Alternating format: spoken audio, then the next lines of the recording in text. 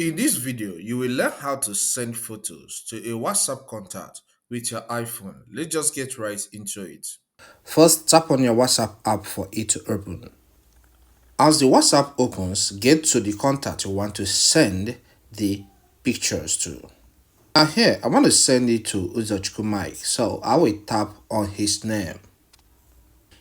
As the contact opens, tap on the plus sign at the bottom left.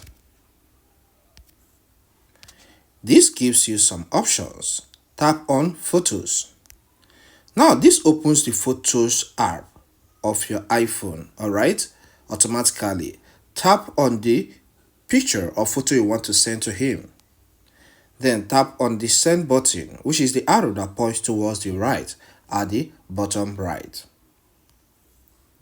And this picture is sent to Mike in this case. I believe this content helps. Please, if it does help, consider subscribing to this channel.